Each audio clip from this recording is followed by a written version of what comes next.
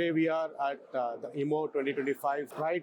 From last 50 years, EMO is happening in Germany, and this year it is going to be even more successful show for FAGOR as well as all other exhibitors in EMO.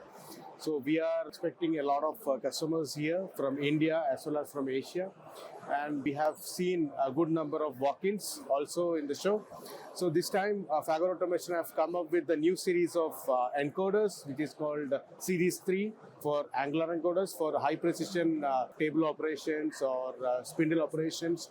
So we have the new series of Series 3, and which is a sustainable model. We call it as an eco-friendly model because a lot of carbon emissions has been compromised in this particular series. So apart from the regular product lines what we have in the CNC controllers, this time we have come up with a 21-inch new controller also, which is one of the best portable product in the market.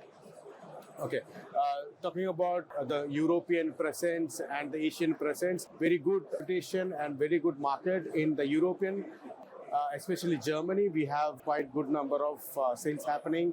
Italy supporting us, Spain is always there. And from Asian market, we could see, as you see, after Imtex, we could see a lot of movement, Indian operations as well. Many orders are getting converted, many collaborations are happening between EU and India.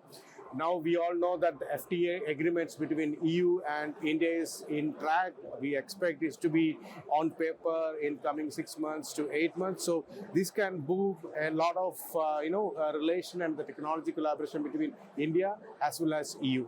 So we expect to have a bright future and across the borders between EU and India. So we hope that EMO will act as a catalyst for this FTA trade and other activities across the globe.